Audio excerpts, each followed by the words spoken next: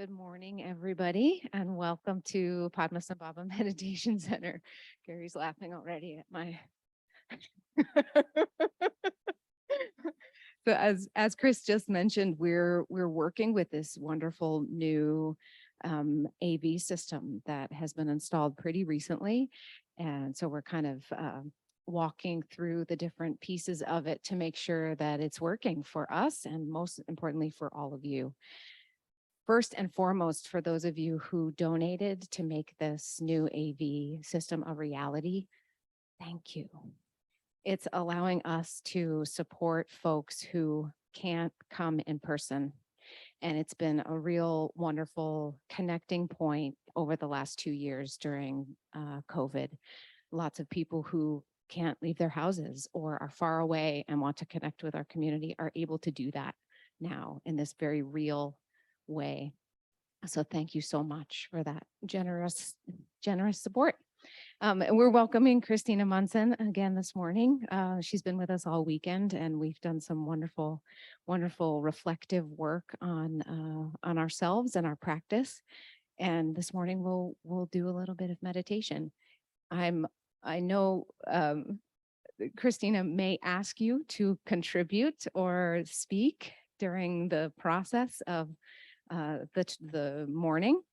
If so, we're going to use this microphone, this handheld microphone, and I wanted to give a little bit of an introduction to speaking into the microphone because it's essential for those folks in the virtual space to hear us and to be included in what we're doing.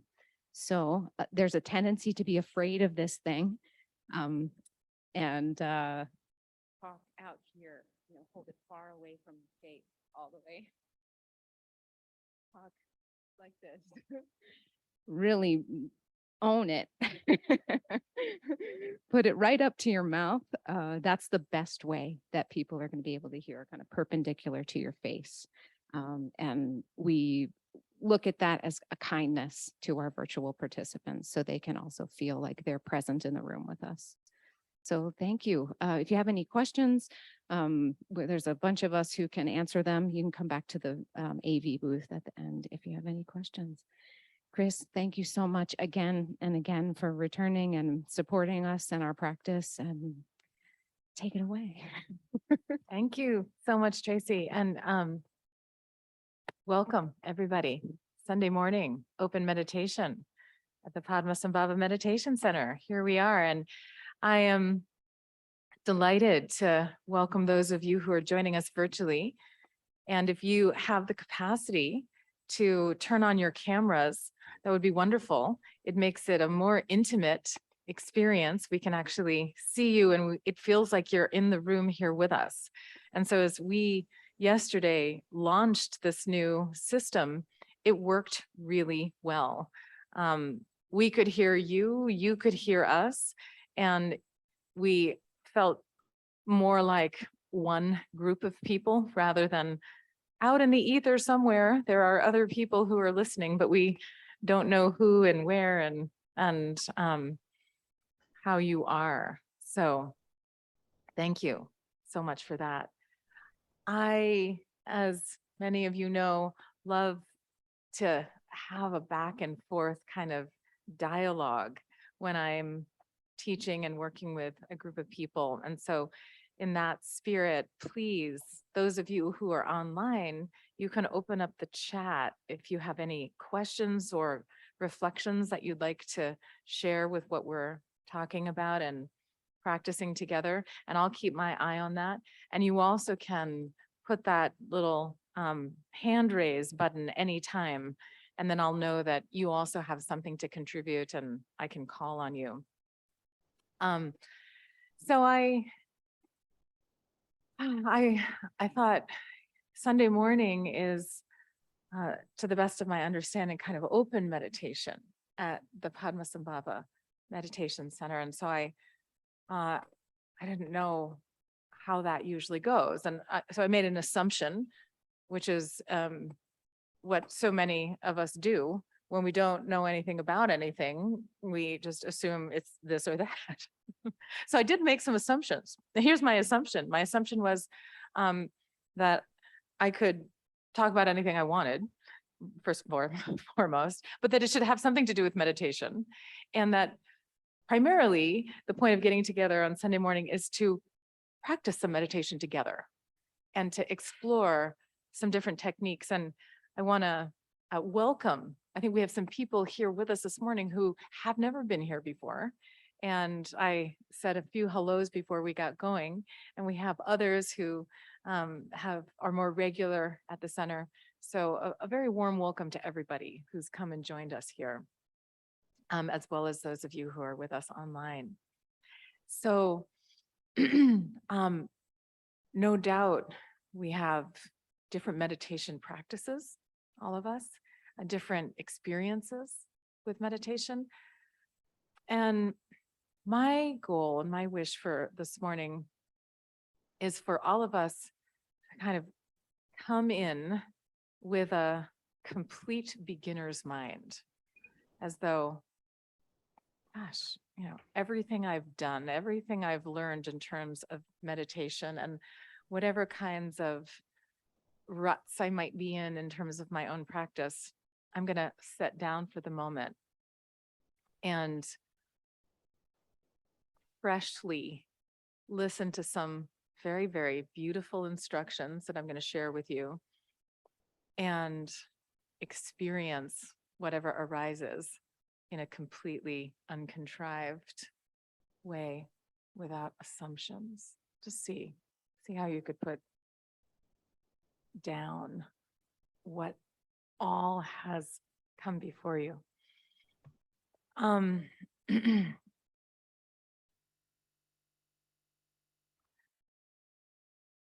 was asked about meditation on Thursday night by Linda. Yeah, Linda asked me to say something about my own meditation practice. And I love that question. So often if we have a meditation practice, we then carry it forward with assumptions about what it is, why we should be doing it, how it is, and to actually have to articulate what is my meditation practice? How would I speak about it? How would I describe what meditation is to me from a personal level is somewhat challenging, but a great challenge. And I have sat with that question, in fact, over the last couple of days. And one of the things that has come into my mind is that meditation is a way of coming to a more realistic and direct relationship with what is.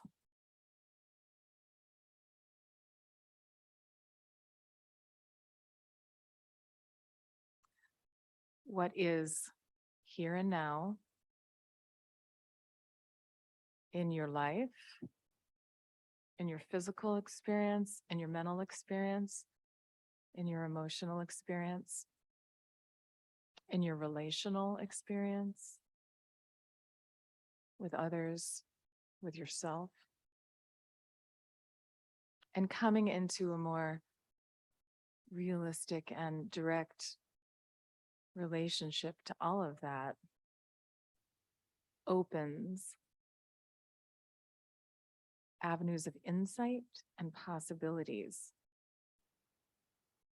for new experiences and ways of being that can greatly enhance the quality of our own sense of wellness and allow us to be present with others in a way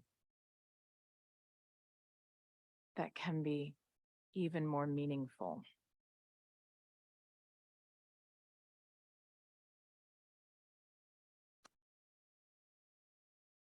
This is a Tibetan Buddhist meditation center. So the founder is the historical Buddha Shakyamuni, we can say. The lineage of this center, the lineages of all Buddhist centers trace back to Buddha Shakyamuni, who lived around the 5th century before the Common Era. We have information about Buddha, and Buddha was skillful in numerous ways. And the great summation of the essence of the teachings that Lord Buddha Shakyamuni brought into this world is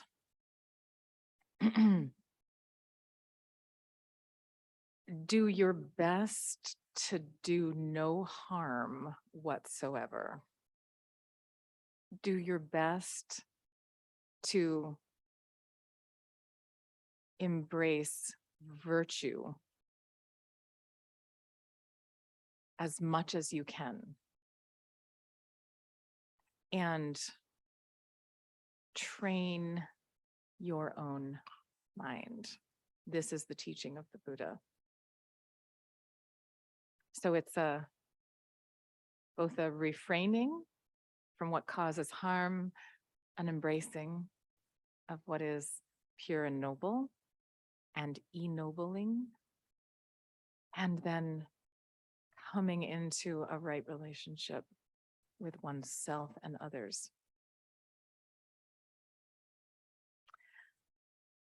So if we hone in a little bit on the third one, completely train or tame or master your own conscious awareness, then we encounter a vast array of skillful means that Buddha taught for doing that, which are practices of meditation.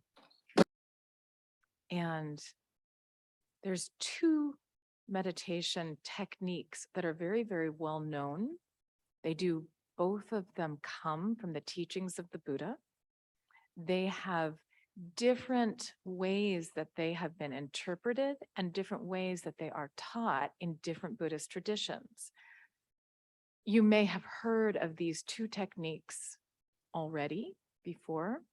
They are the techniques of shamatha meditation, and the word shamatha is often translated as calm or peaceful abiding, and vipassana meditation. And the word vipassana is often translated as insight meditation or deep insight meditation. So today we're going to explore these 2 techniques in a very experiential way. We'll kind of do some meditation together on one, take a step back, reflect on it, have a little bit of back and forth, and then move to the next, and end, I hope, with a unified approach, because ultimately these 2, shamatha and vipassana, are best engaged from the perspective of their non-duality. So I'll just ask the group here this morning, who has practiced shamatha meditation and could say a little something about it? What is shamatha? Anyone have some experience with it?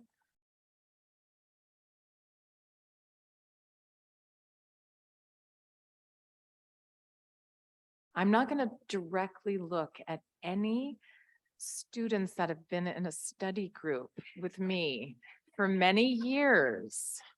I'm not going to look at them. I'm not going to put anyone on the spot.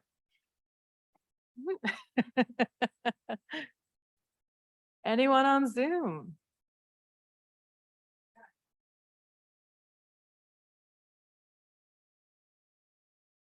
Shamatha meditation. I'm not actually that anxious to speak, but if you want a back and forth, I think that's probably necessary.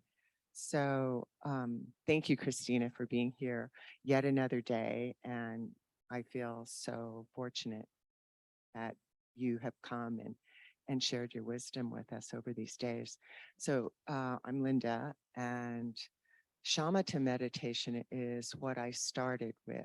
And I feel like it was just sitting and trying not to try, but I did try to calm my mind, and thoughts come in and they, if you let them, they go. So the art is to observe the passing of thoughts. And one of the things Rinpoche has said is it's like you are, like if you can imagine near the shore of a lake that is, has waves, and the sand down below. When you first sit down, the water's very, very cloudy because the thoughts are coming, coming, coming. And as you let them come and then go, they seem to slow down and the water clears. And what I discovered over time, and this is through work with Brendan Kennedy as well, is that there are, I don't want to say two types of mind, but that's kind of how it feels, that there's the one that's on the surface of the water that's just blah, blah, blah, blah, blah, blah, blah, blah, blah all the time. And then there's the expanse beneath that that includes the entire body of water. And over time, that becomes more real to me, if that makes sense. And I'm sure somebody can add, anything we put into words is dualistic in that there's the experience and there's the description of the experience. And as soon as you start putting something into words, it's not the experience. So I fumble around a little, and I invite anyone to expand on that a little. Thank you, Linda. So in what you just said, I want to hone in on one really important point of it, and that is that image of settling. So if there's a glass of water, or say, we're at a lake and it's very, there's a lot of wind, there's a lot of wave, and it's very stirred up. The water is not clear. But when it becomes still, all of the sediment in the water floats down to the bottom, and there's much more clarity in the water. That's a great metaphor for the practice of shamatha. One important piece of it is that shamatha meditation practice is often, and I would say, certainly for us as beginners, best engaged using a support to focus the attention. So if we talk about techniques of meditation that have a focal object and those that are, say, unsupported, shamatha meditation has a point, an object, something where we hold our attention. And that is the practice itself, whereby the stirred up waves of thought activity gradually over time start to settle down. So I want to, I will, invite more sharing. I want to jump right in to a little practice of shamatha. Posture begins meditation practice, and I'm just observing everyone with great posture right now and right here. It doesn't matter where you're sitting. Chair, floor, cushion, makes no difference. Certainly we also can do a kind of a walking meditation, but one key point to keep in mind is the benefit of holding the body as upright as you can for what is comfortable for you. When we put a little bit of lift into our spine, just a gentle kind of attention to it, and then a settling back down,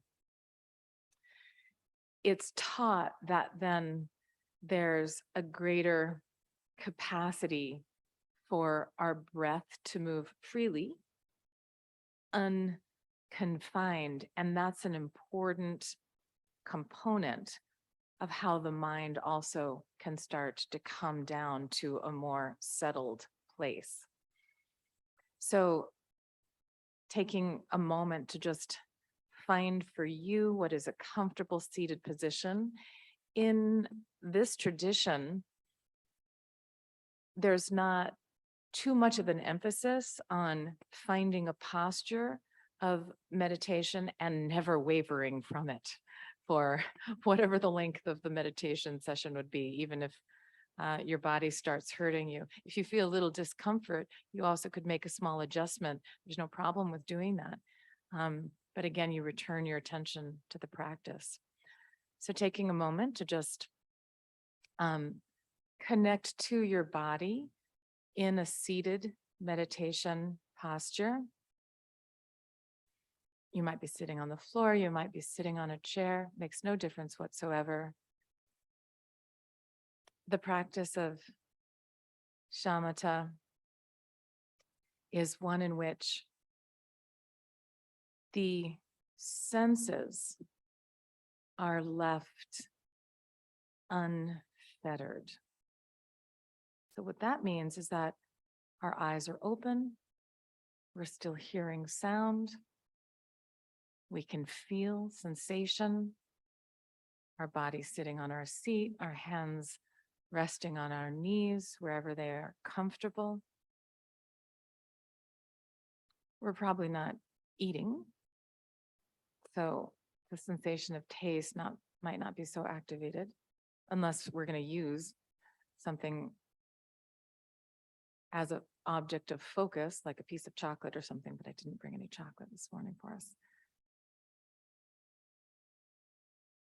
And so just take a moment to kind of bring your attention to just scanning your body, noting its presence right here. Those of us who are here in the shrine room, all of you who are joining us virtually in your own homes, wherever you may be. The weight on your seat, your body on your cushion. As you breathe in, maybe a slightly longer exhale, your breath in your body.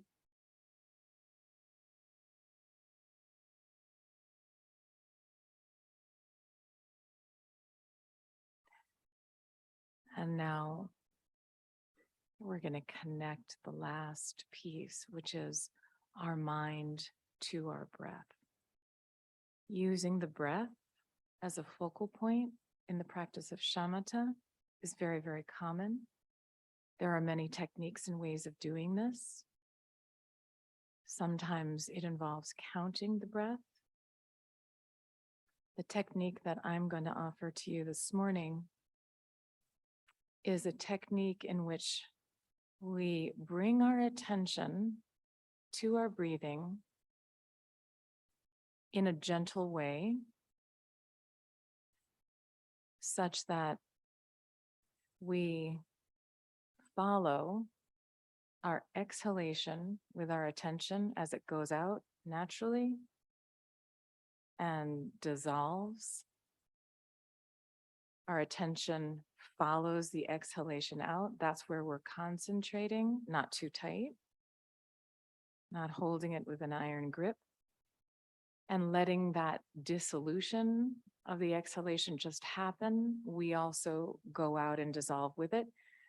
The body inhales itself. We don't have to then tell ourselves to inhale. It just happens naturally. Just let the inhalation happen naturally. And again, our attention is on our exhalation and it goes out with it and dissolves as it does. That's the technique. It's very simple.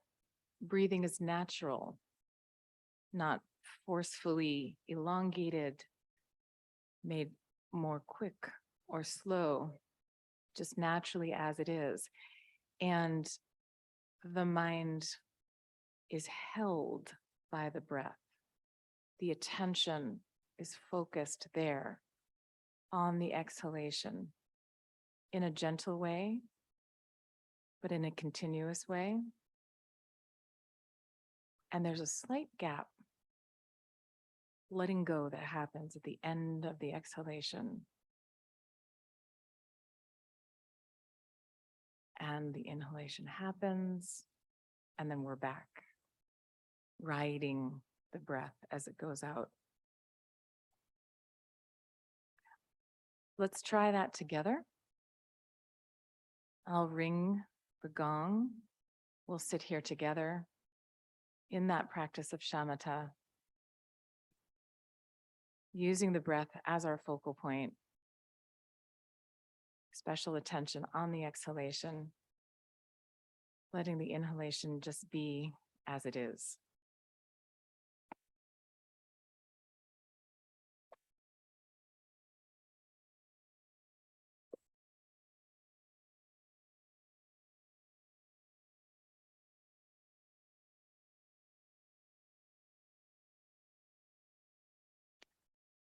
Your gaze can look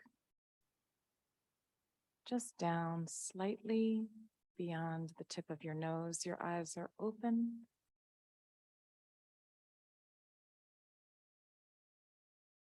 If you feel sleepy, you might lift your gaze slightly.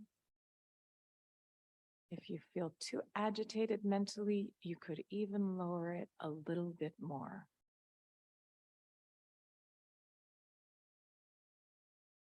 Breathing through the nose.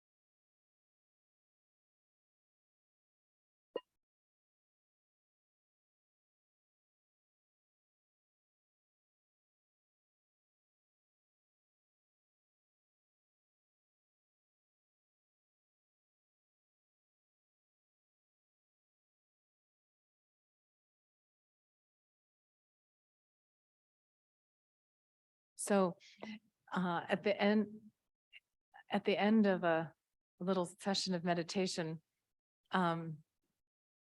often that can be where the most genuine moment of meditation actually occurs. It's like you've been holding yourself, focusing on the technique, wondering when is the gong gonna happen?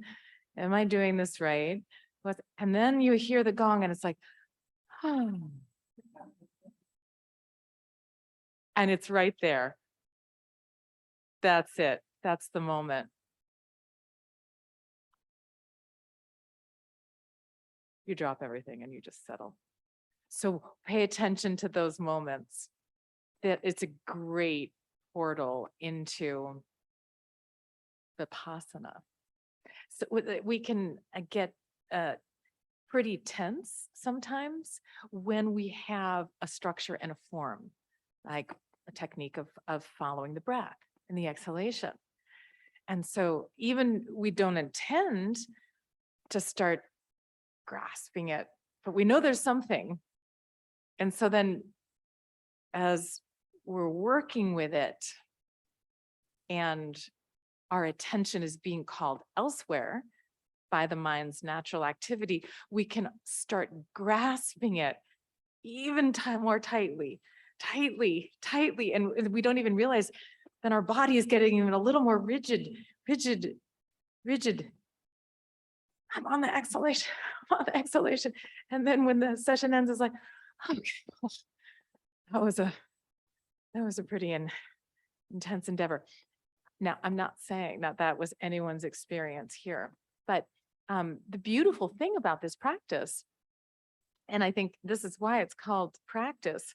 One time when I was talking with my father, I think I've said this to other people before, I said, I'm going to go do some practice. He said, you're always just practicing, but when are you going to do the real thing? I was like, that is such a great question, Dad. You know, I had never thought about that, actually. I hope I'm doing the real thing, but I don't know. The point is that as you work with a different technique, you get your own experience. And your experience is unique. It's yours. It's not like anyone else's. And that's the starting point to develop a more workable relationship with your mind, with your heart, with your whole self.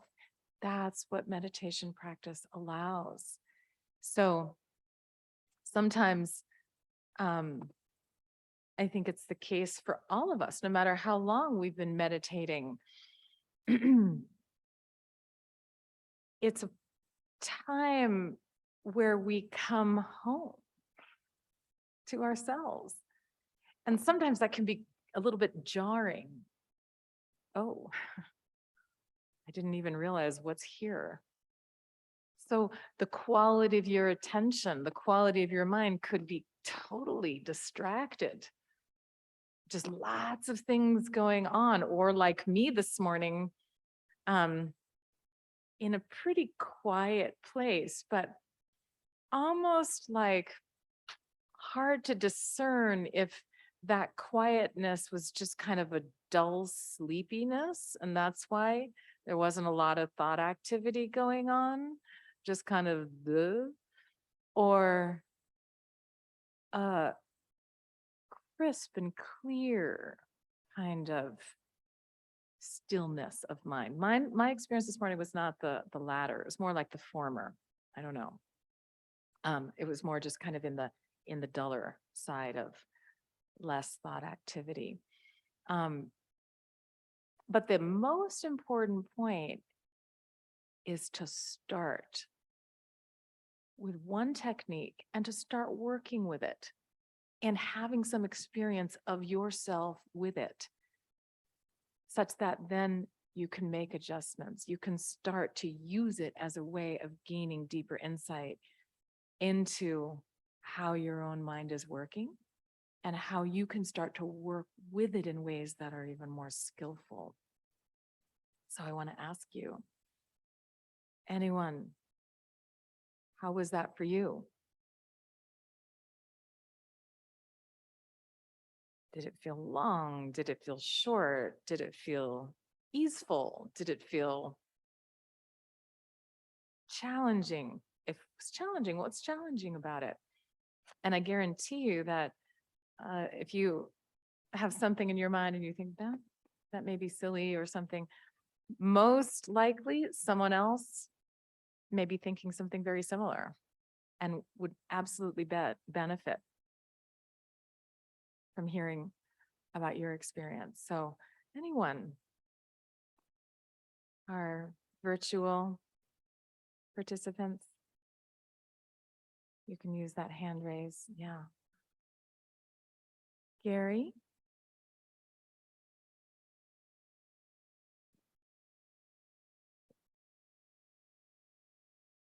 Is it on? Yes. Yes, it's on, It is Gary. on. Yes, thank you. I started doing something brand new with the shamatha that I hadn't done before that I felt very nice to me. And it was using the 3-syllable mantra with the breath. And with the inhaling,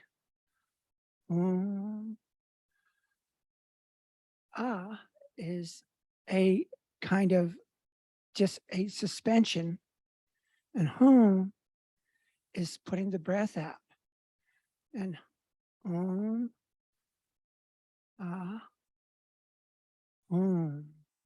and repeating that with each one of the breaths was just very, very feeling very, very good today.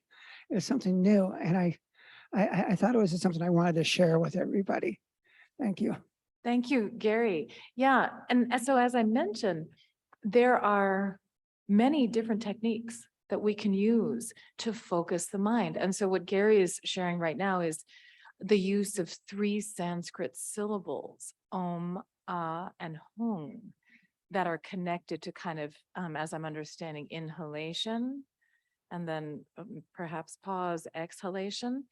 To keep things simple for us today in terms of different techniques, I'm not going to introduce too many, but I really appreciate that, Gary.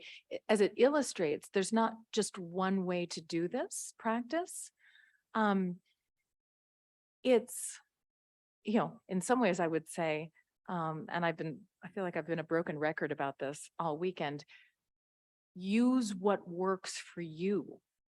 So if there is a particular type of focus, the use of a mantra, we're going to do it just in a second now using sound, that resonates more with you, go with that and practice your meditation with that to see how it works for you there. So there's not kind of any hard and fast rules about you can do it this way and you must never use this kind of object. The point is, when we're starting to develop a different kind of relationship with ourselves, and specifically with the mind, we encounter, what do we encounter? What do you encounter? When you encounter your mind, what's there? What is that for you?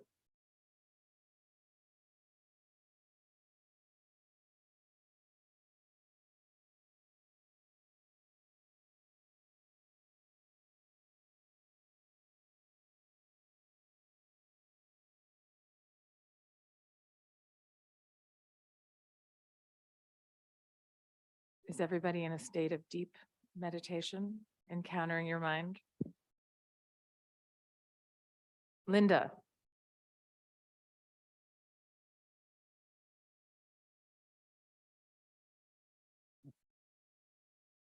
For me, I think of it as perception without the follow-up. So you encounter your sensory experience. Yeah, I think so. Mm-hmm. Mm-hmm. you know, Brendan is it okay to quote Brendan all the time? Because this is where, you know, I think I'm incorporating shama into my other practice, but he will say, rest in awareness. And so it takes you a long time to go, well, what is that? And it's really not anything.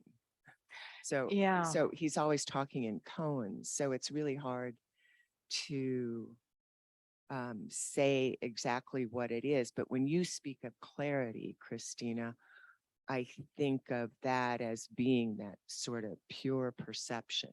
Mm. Yeah, in this moment right now, for example, for me, when I'm not talking about the nature of mind or mind in its essence. I'm talking about just mind. And when I encounter my mind, I encounter thinking, thoughts. Sometimes they come as images, memories, hopes, wishes, stories, ideas, assumptions, concept in all of its different forms. And so if we imagine, again, we've put aside everything we've learned up until this point, and you are just having an encounter with your mind. I say, what's in your mind? What's in your mind, Connie? Plans. Connie's got some plans in her mind. So thought activity is there. And this practice is extraordinarily helpful in coming to a different kind of relationship with thought, concept, which is a natural expression. It's totally a natural part of what it is to have a mind. And Carol, I noticed you had your hand up. So I want to make sure you have a chance to share. Well, basically, you said what I was going to say, but encountering the mind in the context of just, like shamatha meditation or whatever, it's encountering the thoughts, the egotistical thoughts. And it's like, Carol, can you speak a get little bit lost. louder or closer Yeah. to the mic? Yeah. Turn on. Yeah. When I encounter my mind, I am encountering my thoughts of the ego, of the limited mind.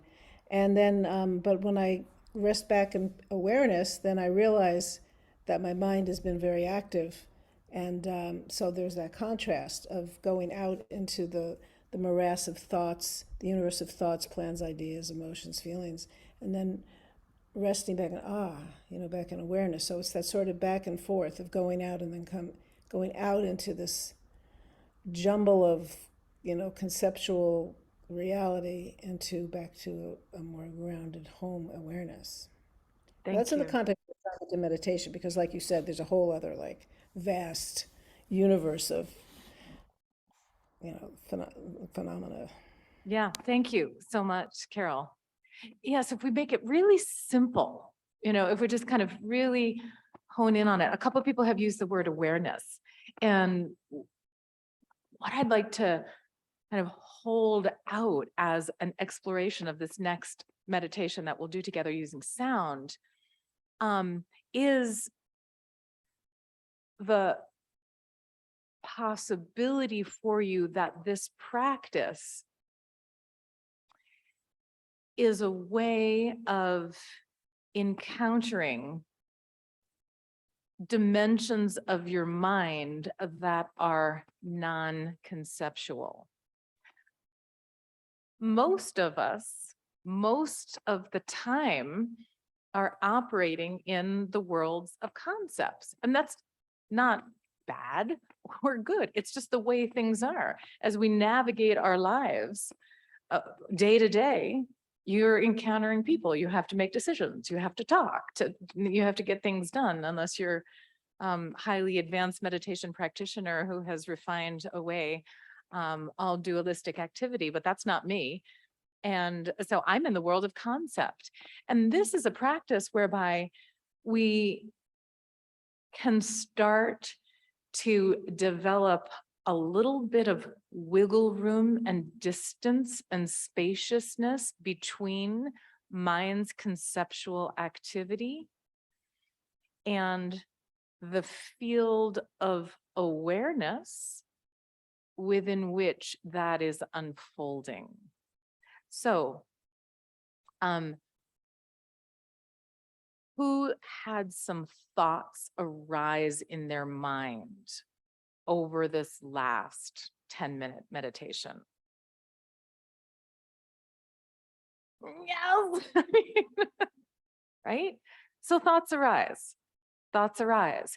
And here's where this practice is efficacious. Thoughts will arise.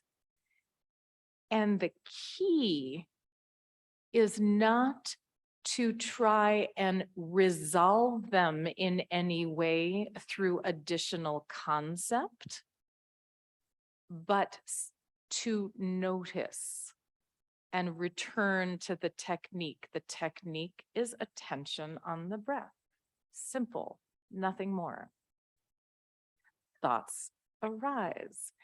The goal of this practice is not the suppression of thinking. But what happens as we become more proficient is that naturally and as a matter of course, the busyness of thinking mind, like sand in a glass of water that's been stirred up, starts to settle down. And therein is an ability for deeper insight, vipassana, into the mind and the experience of reality. So I want to emphasize that point. If thoughts are arising for you, it doesn't mean you're doing the technique wrong. Not at all. If thoughts are arising from you, it doesn't mean it's a problem. Not at all. How you relate to those thoughts is the practice, right? That's where the practice comes in.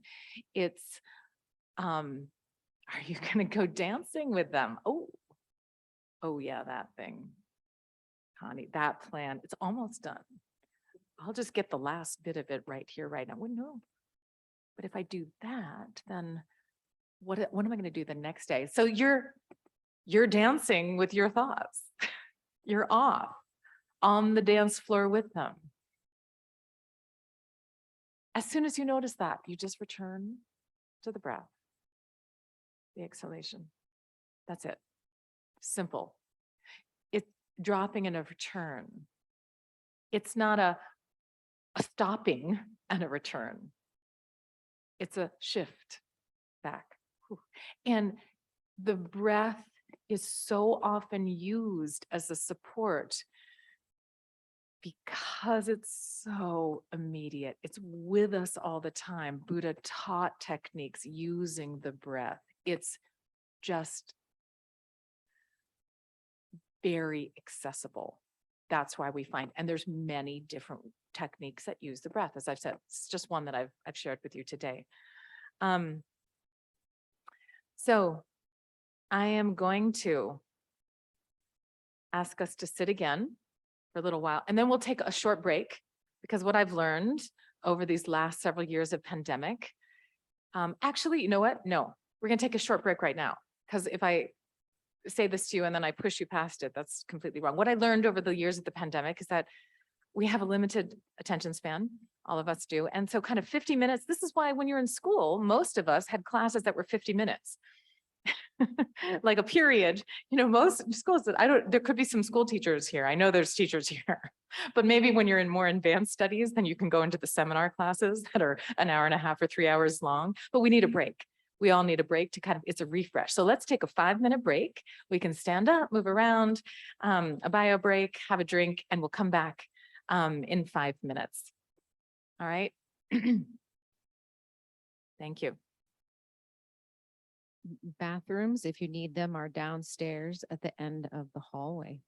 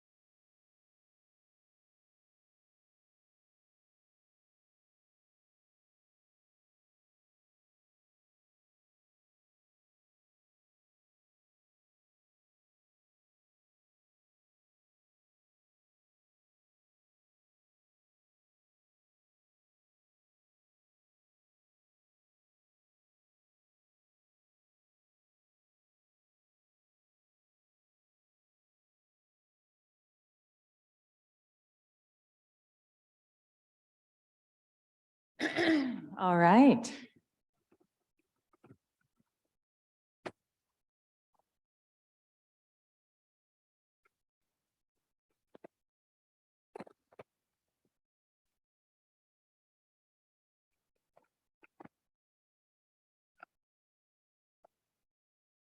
We've all been physically separated for so long. It's so fun to see people in person and be able to engage in live interaction and all the gifts that that brings. So welcome back, everyone. We have people talking out in the hallway too, who are in that place of rejoicing and physically seeing each other, but we're coming back together. I'll ring the bell. Oh, there's a bell already being rung. Where's that bell? It's the gong outside. Awesome. Yes.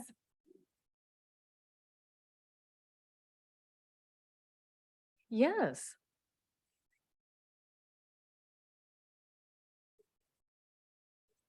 Yeah, I do. A couple more people put their cameras on so we can see Catherine and Carol and Sandra and Janet and James and Nancy. Thank you. It's really lovely to have you there on camera because for us, it feels like you're in the room with us.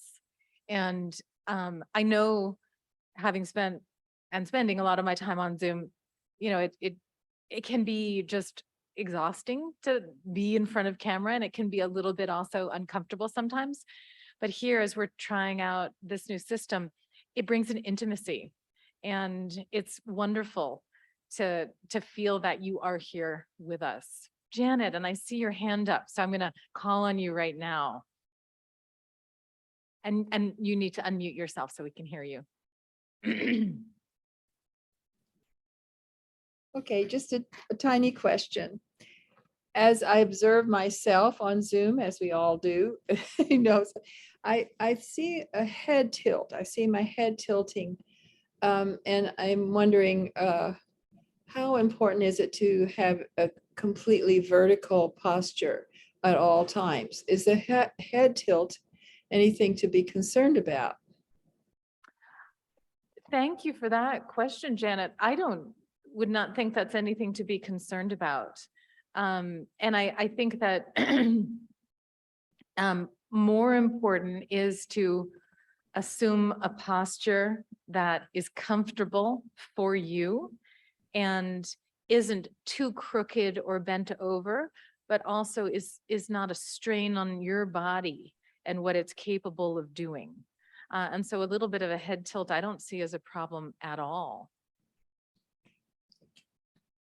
The other thing I'll say is if you're on Zoom and you don't know how to make your own image go away so that you're looking at the screen of people, but you're not on that, you can do that actually.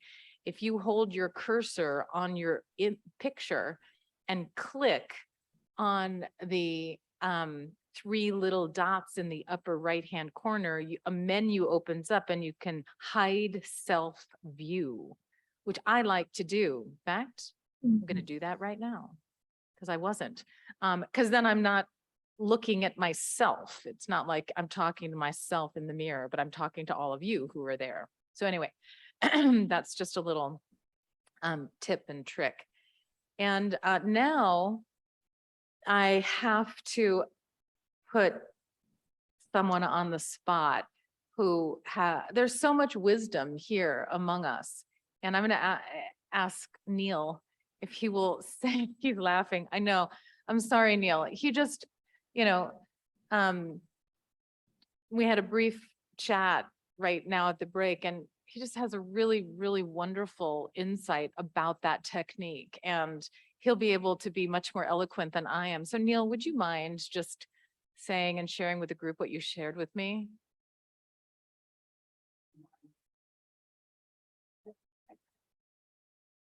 Okay, hello.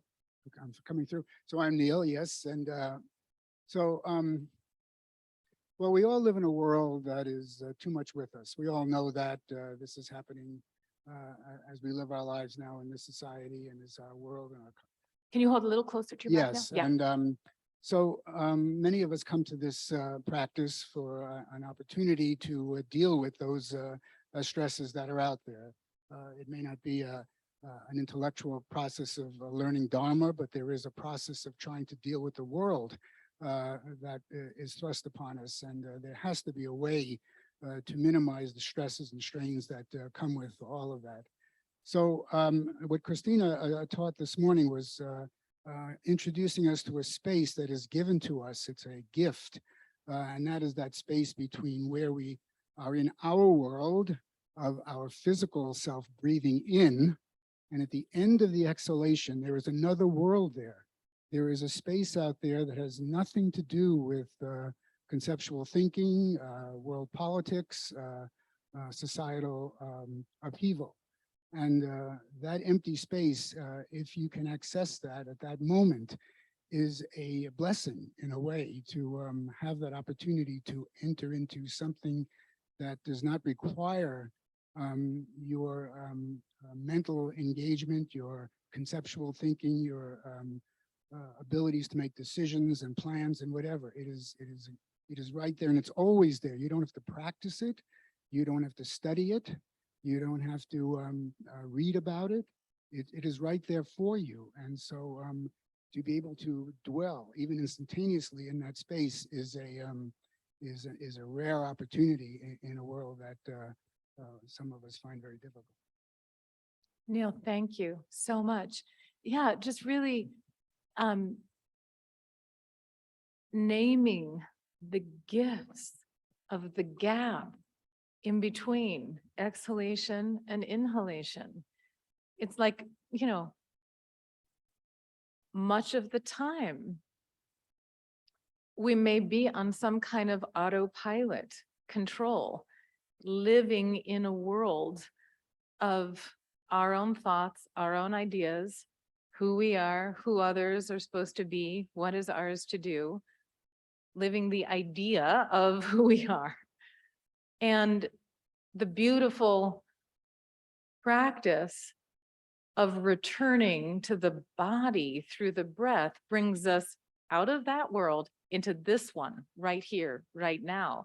And then this world as well. The present here and now certainly has plenty of stressors on it.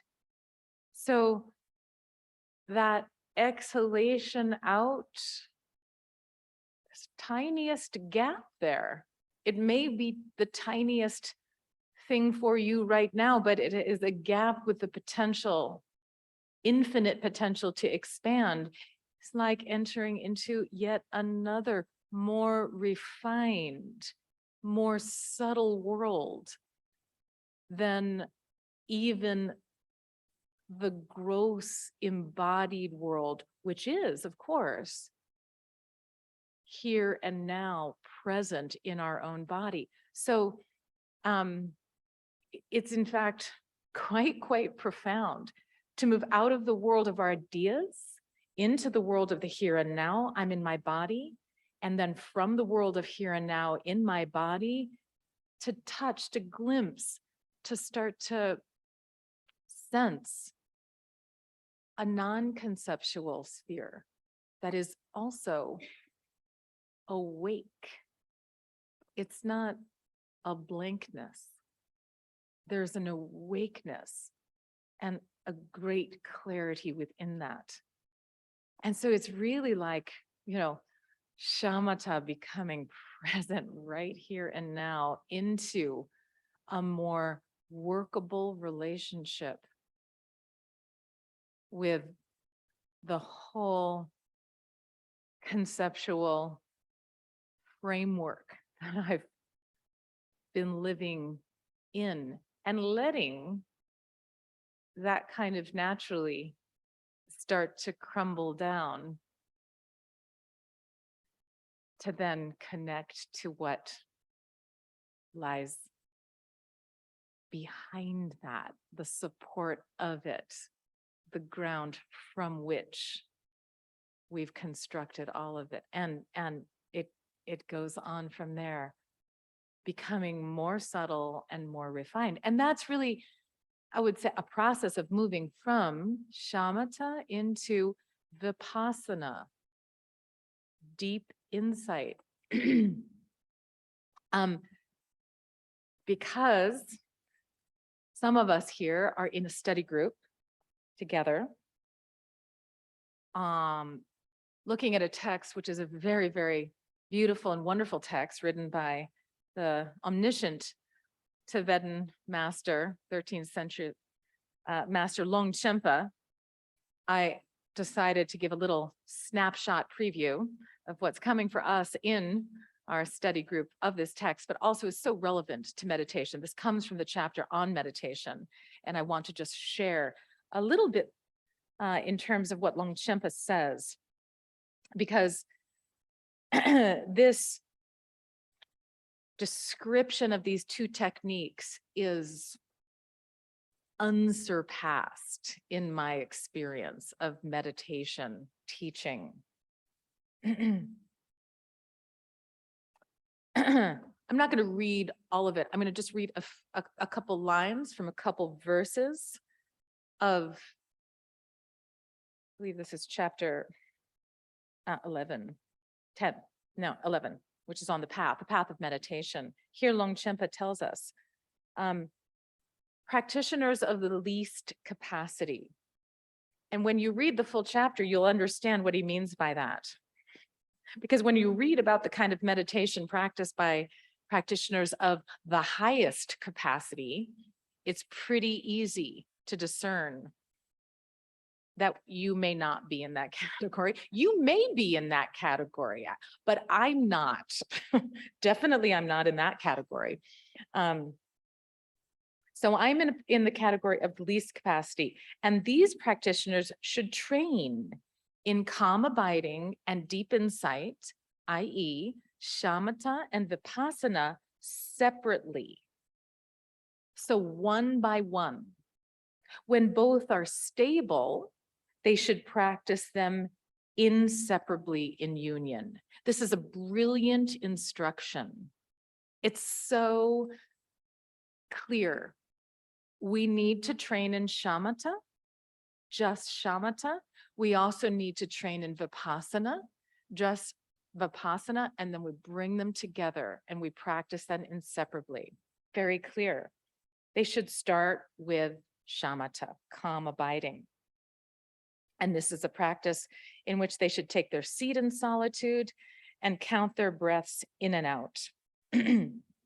Their breath being visualized in various colors, and in this way, for several days, they should tame their thoughts. Now, in this verse, they should count their breath, and there's also a visualization of the breath in colors. I'm not going to go into that at all. I'm just going to point out that there are different techniques of this practice. Many of them involve the breath. The one we've been experiencing this morning is just that technique of attention riding the exhalation out, dissolving. Body breathes itself, as Neil reminded me. It's just like a natural, then back here and now. The body just come back into the present. The body breathes itself. Then we're out, mind out, riding the exhalation, dissolving. There's the gap. And it's like that.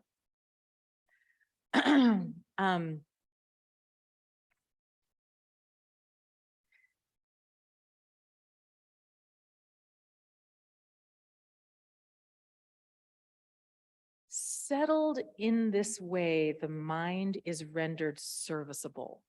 This is the goal of the practice of shamatha. The mind becomes workable, right? And the explosion of mindfulness in all different arenas of business life, of secular life that we see right now, certainly is connecting to one of the outcomes of this practice, which is focus. So rendered serviceable, the mind can focus. It does not stray to other things, but rests upon its object. That's one of the outcomes of the practice of shamatha, where you place your attention, boom, it stays there. One pointedly. It's a superpower. Laser sharp focus. Jim probably can speak to this. Any person who's juggling a tremendous amount of responsibilities, running a business, knows that if I don't have the ability to be laser sharp focused and remain without some distraction on what I need to get done, I'm not going to get anything done. I'm just going to constantly be scattered here and there by all the things that I'm holding in my sphere, right? So this is a practice that allows that to happen. The mind becomes workable, pliable, serviceable. It's no longer the situation where it's controlling you. It's moving into mastery. If I'm going to place it here, I want to focus on this, I can. If I don't want to focus on anything, I also have the capacity to do that. Thought activity no longer is an obstacle. So, and there's a subtle distinction there, right? Again, the practice is not about suppressing thoughts, so they no longer arise, but naturally, as a matter of course, the further and further we train in this, the more still the mind gets, and the more that we can develop the habitual imprint, the felt experience of my attention is placed here and it stays there. It makes so much possible.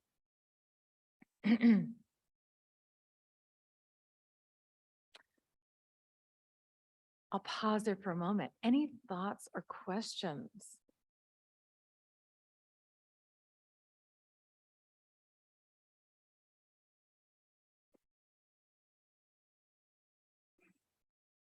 Deborah.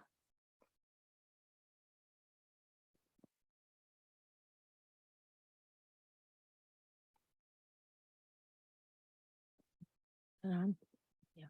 Yes. I think so. Yeah. I just have a technique question, but it seems more relevant given what you said, and that is the placing the attention on riding the out breath, and then dissolving. But then for me, I have a hard time releasing the attention on the inhale. And so I find I'm following the whole breath. And then that has something to do with some of the things you said around getting access to that gap, if that makes sense. And I'm wondering how to work with that a little bit better.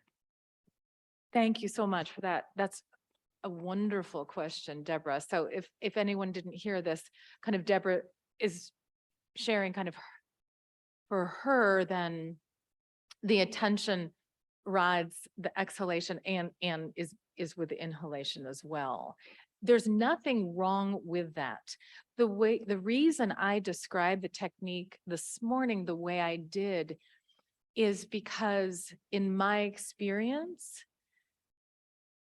when we place more attention on the exhalation and just let the inhalation kind of naturally happen the way it does, it may be easier to engage the technique without becoming too rigid, too fixated on it. So it's like there's a light touch to it. And that, I believe, can help with a light touch, but it doesn't mean to say that it's wrong if you want to do that and that works for you. Absolutely continue to do that. A little trick I would say about the dissolving the gap at the end of the exhalation. It's effortless. The body leads us in doing that. You don't have to think the end of your breath to happen. You don't have to consciously say, now exhalation, you're done. It just finishes. It finishes naturally. And it's just a moment. So subtle and yet so accessible. Air dissolving into air. It happens like that. So the attention doesn't need to do anything in particular to experience it. As long as the attention is holding lightly to the exhalation, it dissolves with it. You don't have to consciously dissolve the end of your breath. So that's, I think, something to keep in mind about it. And then, Deborah, if you find, you're just naturally, your attention comes back to the inhalation, nothing wrong with that. Nothing wrong with that. Yeah. All right. I'm going to read you just a little bit more, a couple pithy insights from Longchenpa on the practice of Vipassana. Then we will do that together.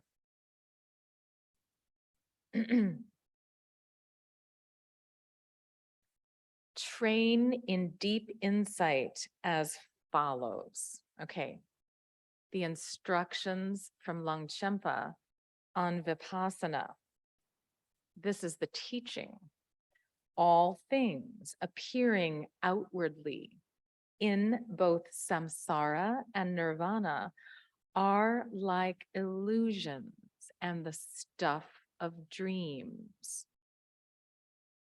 All the things of samsara and nirvana are like illusions and the stuff of dreams. They're like reflections, apparitions, echoes, cities in the clouds, tricks of sight, mirages, all without ultimate reality. Appearing, they are empty by their nature.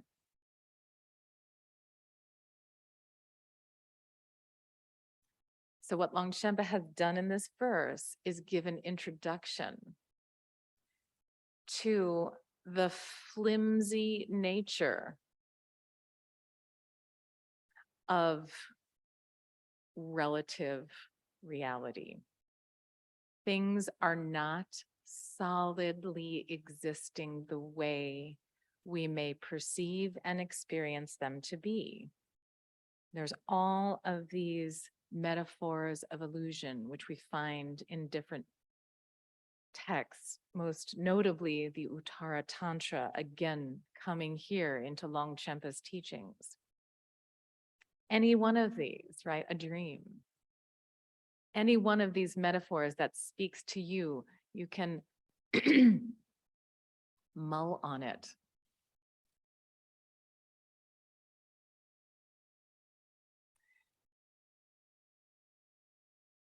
The mind is the same.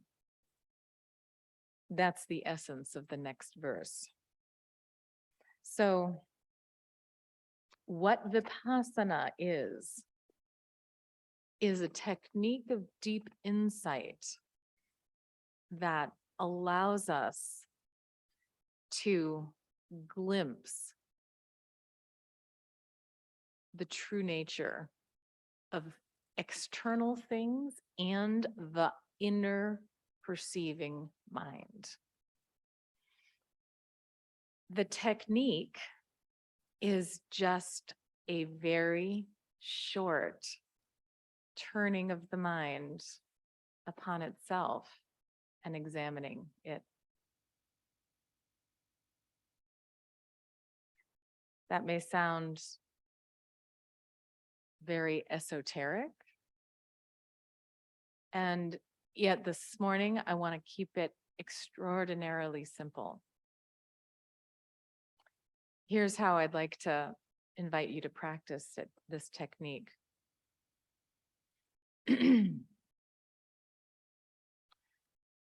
We'll use sound. And so I'm going to ring this gong here. And I'm going to ask you to bring your attention onto the sound of the gong as you hear it. Now this again, we start with shamatha. The focal point is the sound. You're holding your attention there. The sound is going to fade. It's your auditory consciousness, to use technical terminology that comes from Buddhism. You're hearing this, right? With one of the consciousnesses that makes up your mind, the sense organ of your ears. And the sound's going to fade. And you're holding your attention to it.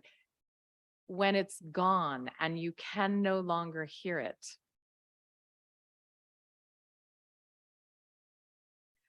I want you to turn your attention to the hearer. Just like that. It's very swift. Who heard it? Where was the hearing?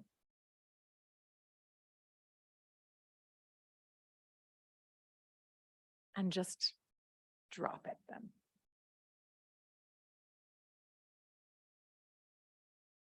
Who heard it? Who's the hearer? You don't need to then make a story about it. Really encounter it through experience. Where was the hearer? What are the qualities of the hearer? Look into it. No longer external, the sound, but internal. Where's the hearer? Who's the hearer? Any questions? Let's try it. I'm going to hit the gong loudly. It'll last as long as it lasts. Shamatha, shamatha, shamatha. It'll be gone at some point. After it's gone, we'll be here in silence for some time, not that long. And we'll come back. All right.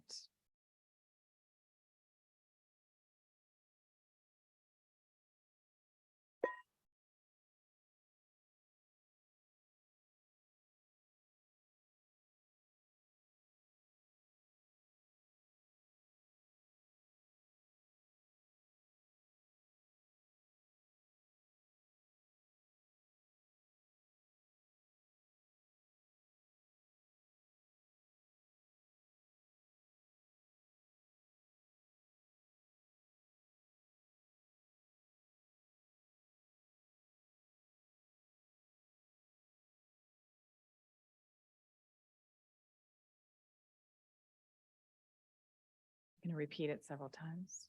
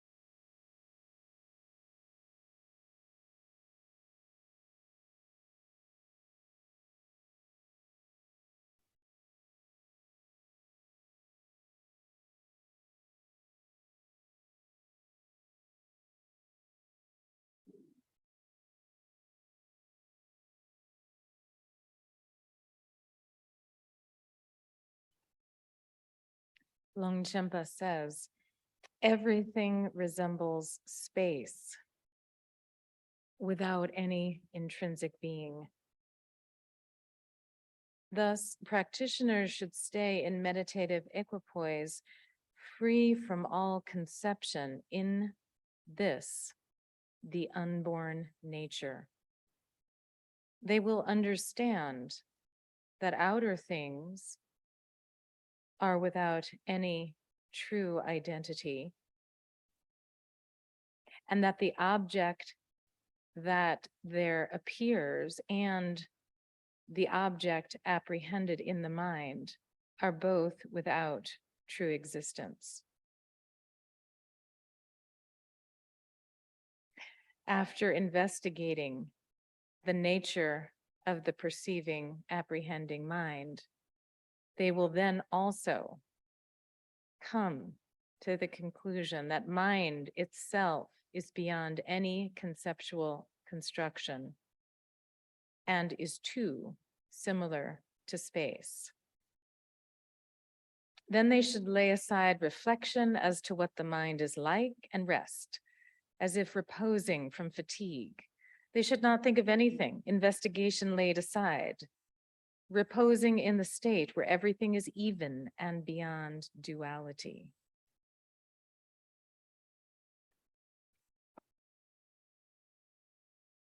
So it's like that. Train, use a technique.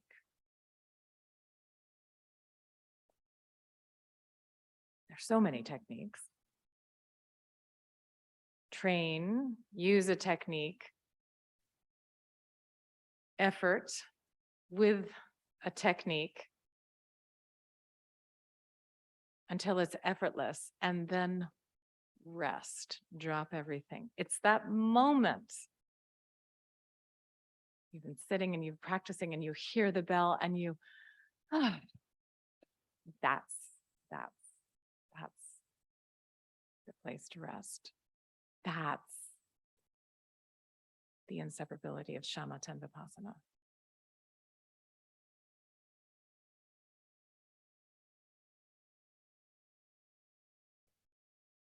What questions or thoughts do you have?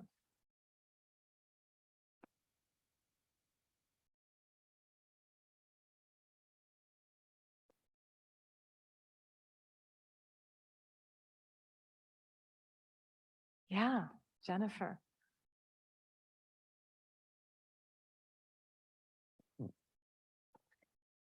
Thank you so much for that introduction to shamatha and vipassana. I'm thinking about how we're at a Tibetan Buddhist center that often has lots of deity practices, and I know people are doing Nundro practice. And I was wondering if you could say a word about how these two practices would fit into like a Nundro practice or a deity practice.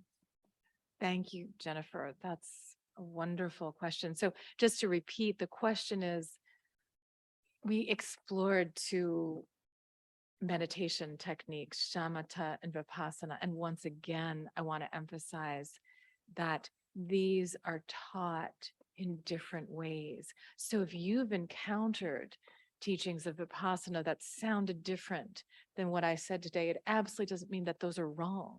There are many different ways that they are taught and presented based on different traditions.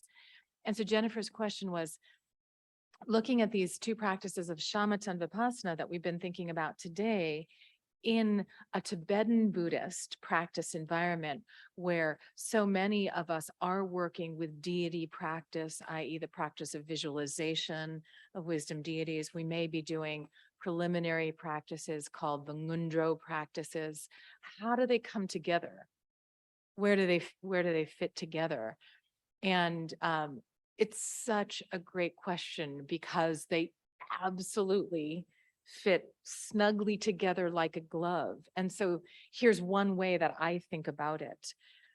If we are doing practice that involves visualization, so a generation of an image in our mind, that's the object that we're using to focus our mind on, to hold our attention there one pointedly. So the practice of shamatha, as I've said, can use any different kinds of objects, including a mental object. That's a mental object. That's the support for it. And so, in many ways, the technique is the same. The focal point is not the breath there, right? But it's the mental object. And so when there is distraction, which there is, because until we have full mastery, it's hard to hold our attention on an object and not get distracted from it by a thought, right? But the technique is mindfulness. I mean, this is where mindfulness comes in. It's noticing. Been distracted, return. The moment of noticing happens simultaneously with a return. So it's not that when we notice we've been distracted, then we have to somehow correct that distraction in any way other than just return, just a return to the object of focus. So we don't have to make amends out there or say sorry or feel regret about it. We may feel regret. We may, oh, God, I just can't. I just can't do it today. My mind's all over the place. Some days it is. It's just the way it is. That's okay. So it's just it's a dropping and a letting go. These two things happen at the same time. The dropping then is the return. Just boom, right back. So that's where the technique of shamatha comes in. And it's just that the focal object is a mental object. There is also, and Longchenpa talks about this, but I didn't want to go into it today because it gets progressively more complicated, but just to give you a taste of it, there is a technique of unsupported shamatha, which is the object is a non-conceptual state. So that's where one returns to again and again. We're not going to go into that so much today, because I think it's really good to go through it in a very rigorous step-by-step way, from working with supports to then working with an unsupported practice of shamatha, which leads, of course, right into vipassana. But when we talk about supports, a mental object is just as much a support as this gong, as a visual object, right? Yeah, as the breath, as the object of the breath. The vipassana part of it, and this is just a perfect introduction. As Vajrayana practitioners, if we are engaged in these kinds of practices, and we are reifying whatever it is that we are meditating upon, wisdom deity, wisdom activity, then we are not engaging in the practice correctly. And this is such an important point. This is like the key to all of it. When Buddha taught emptiness, he did not teach that the phenomena of samsara are empty and nirvana somehow exists. Longchenpa says it right here as well, right? All the things of samsara and nirvana are without intrinsic existence. This includes the entire array of what we might speak about or conceptualize as wisdom phenomena, as manifestations of purity. If we cling to that as somehow being true and real, we are trapping ourselves. We have to go beyond any kind of reification of impurity and purity. And that's where Vipassana comes in, into the domain of wisdom deity practice, visualization practice.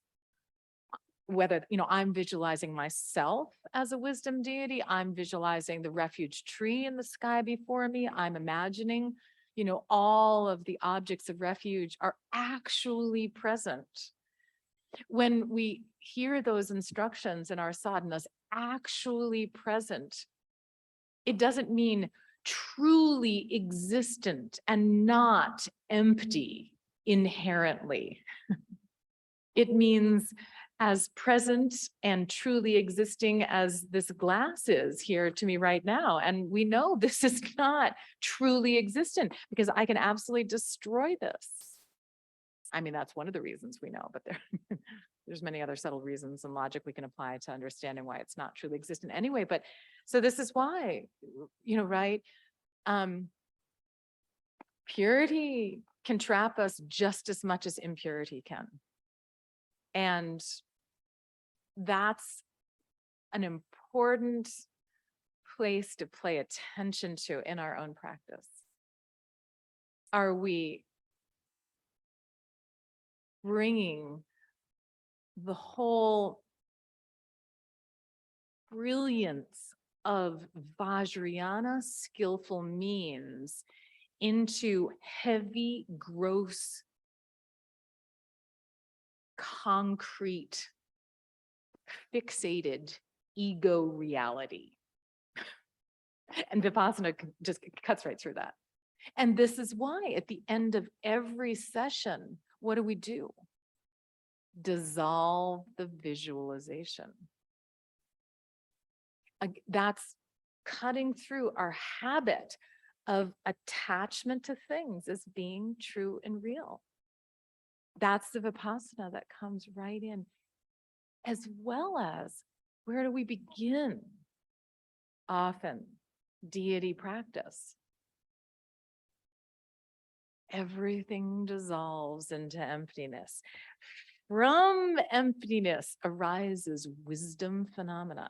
So it's like, it gives me goosebumps because the techniques are so skillful in helping us transform and really work with habitual patterning that has us constantly in a very ordinary way of relating to reality. It opens the way of encountering a pure and more refined dimension. And yet it's not so that we fixate on that dimension and hold tight to that. It's allowing transformation. This is Tantra. It is practices that allow us to transform, and ultimately we must transcend. Because anything, right, if we're attached to it, is a handcuff. And that's where the Vipassana comes in. Yeah. Thank you. Thank you.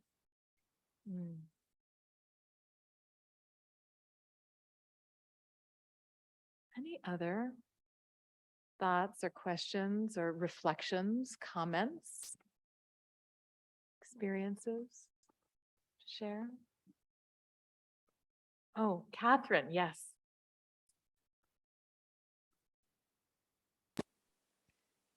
Can you hear me? Yes, we can hear you, Catherine. Yeah. Oh, thank you, Christina, for this wonderful teaching. And I'm so glad to be with you all. And it's such very important to be with the Sangha again. Christina, I wanted to ask you. You said something very something that I haven't realized before. When you spoke about shamatha, and you said that visualization is another another way of practicing shamatha.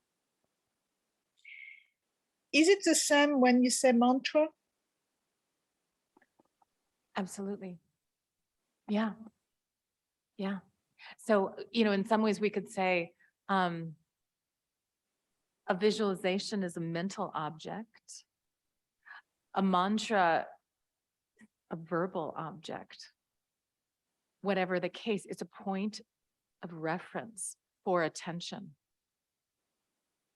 When we are doing mantra recitation, and here we get a little complicated,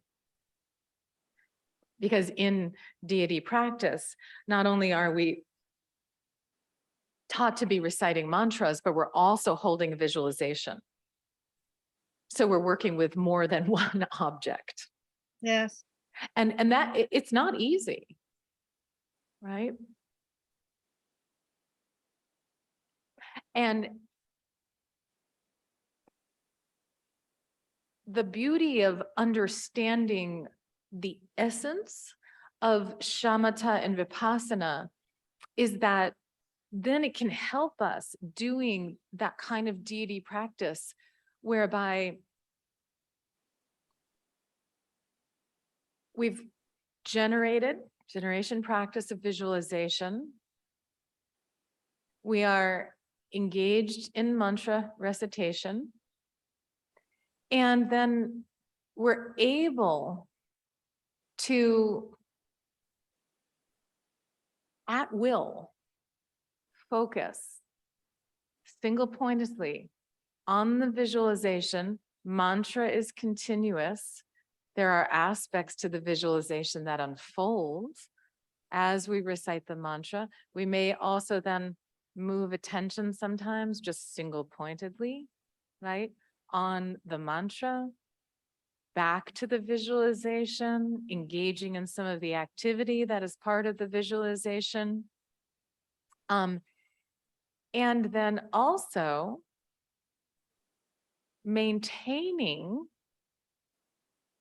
mantra recitation within a completely non-conceptual state. It's really a way of integrating both techniques of shamatha and vipassana within the context of deity practice.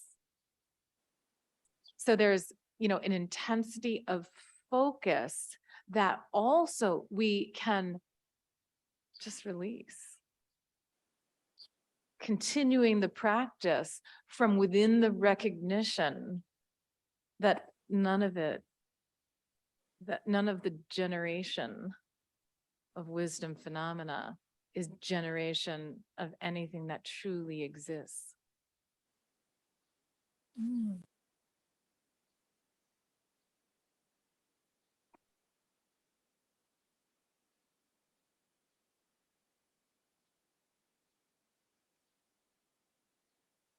Thank you, Christina.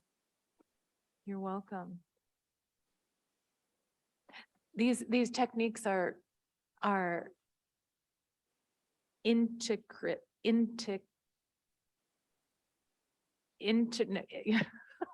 okay, the words are not coming. Intricately integrated into our wisdom deity practice. Yes. And that's a beauty of not, kind of thinking, okay, that's that. Like meditation practice is something different. And all of my Vajrayana practice is like something I do over here. So first I'm going to do some meditation, and then I'm going to do my Vajrayana practice. Yeah, not at all. Not at all.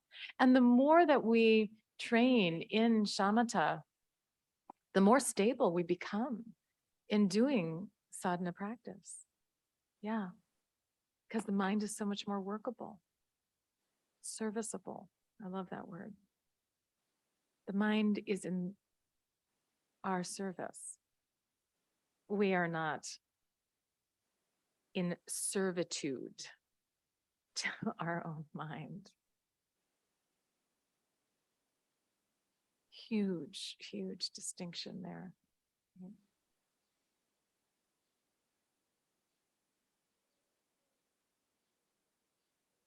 And Christina, I just wanted to add, you said something at the beginning that was very important for me to hear. When you said how you relate to your thoughts, this is a practice. And it was very important for me to hear that. So thank you, Christina.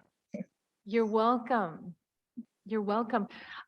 It's a wonderful question to have. This is, I would say, the secret sauce of self-coaching. How am I relating to what's happening right now? Something's happening and I'm in it. How am I relating to this? That question is like just an invitation for all of us to realize that a gap is possible between what's going on and us. So when we can start to find that spaciousness in between what's happening in my life and the way that I'm relating to that, then there's many, many different other possibilities of how I might want to relate to it, how I could relate to it in another way. It's the same with thoughts. It's so often, and this is reflected in our language, a complete identification with our thinking and with what we're feeling. I am angry.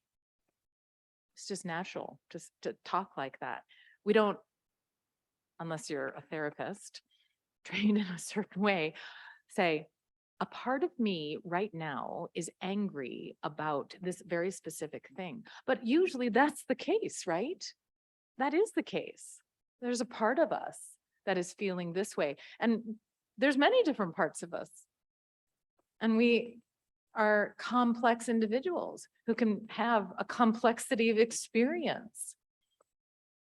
And so the more that we can granulate our emotional world in such a way, the more workable it all becomes. Oh, anger. Hello. I haven't seen you since early this morning, but here you are again. How am I relating to my anger? Am I angry about being angry? Am I just totally reactive to it, in it, embodying it, expressing it? Or am I able to acknowledge, to recognize anger just being there for what it is and have a presence with it that is non-judgmental, that gives me capacity, if I feel interested in connecting to what it is really capable of showing me about myself, about outer circumstances, and starting to then develop a whole different kind of relationship to my emotions. And this is Tantra, right? This is the path of Tantra, so that nothing then is anything other than fuel for wisdom. Yola? Oh, I can't hear you.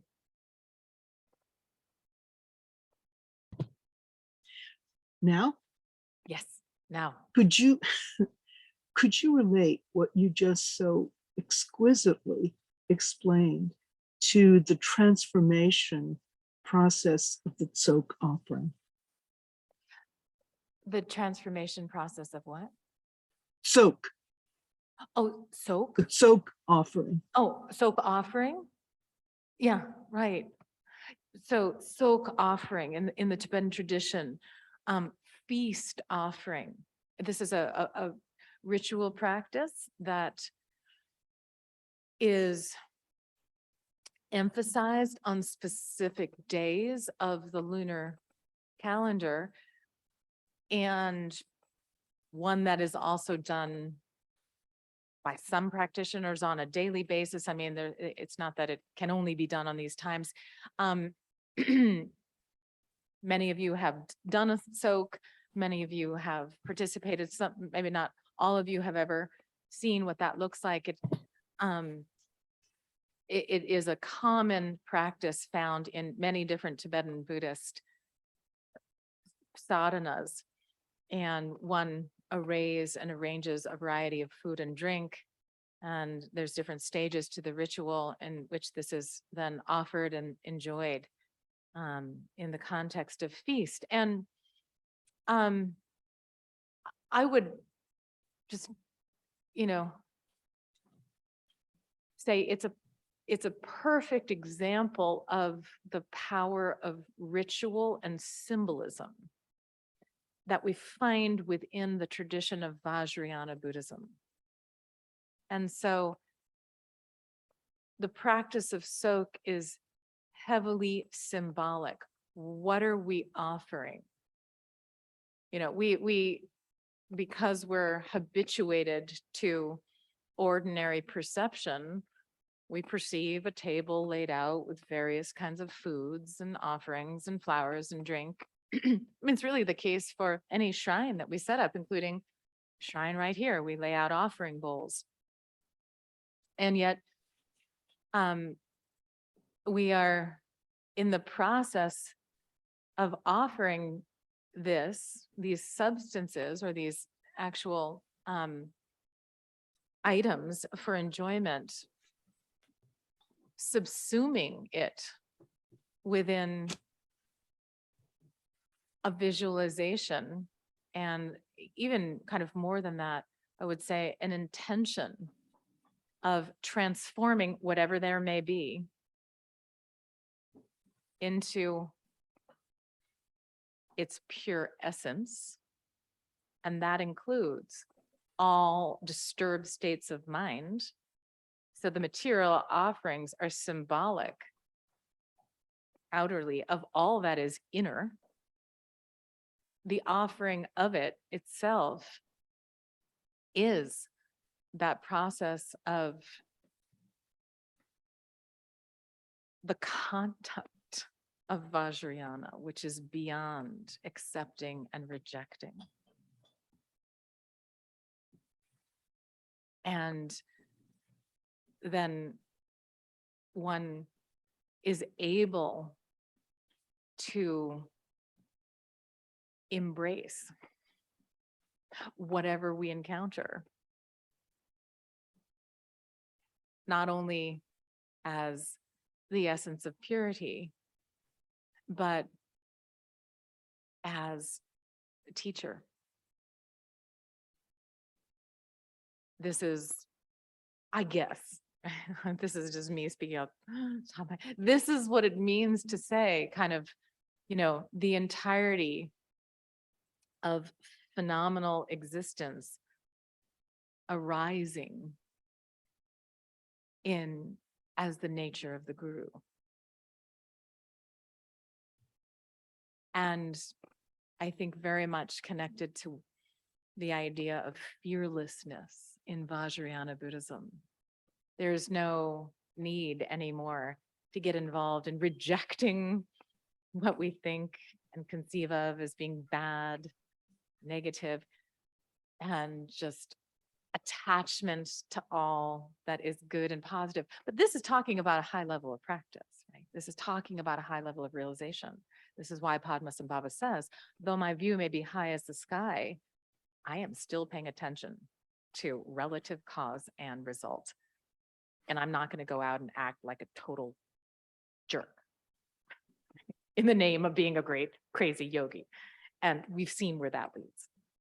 That is not a viable path.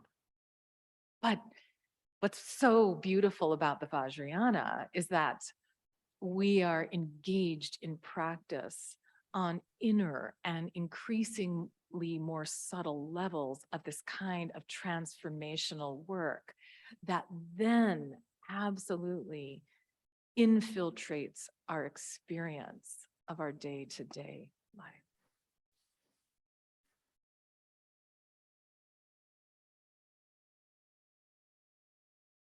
All right. We're a little bit over time. Thank you so much for that question, Yola. And Thank you. That was a jewel explanation. Thank you. thank you so much. So we'll just make a dedication of our time together this morning, and then the center is going to continue with open meditation at 12:30. Is that right? Yeah. So I'm so grateful for all of you being present today virtually. Just love having you here. It does feel like you're here with us. I love it. System is working brilliantly. And thank you to everyone who showed up this morning and has been here with your presence. So by the power and truth of this practice, may all beings have happiness and the causes of happiness. May they be free from suffering and all of its forms and the causes of suffering. May they never be separated from the ultimate happiness that is completely devoid of all kinds of pain and suffering, and live believing in the equality of all that lives.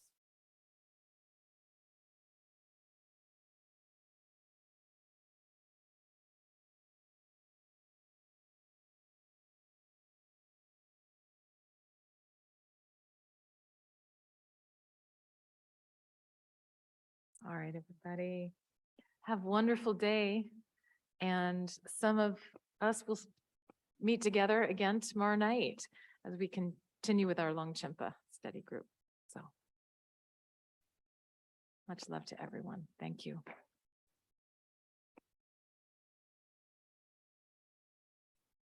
Bye.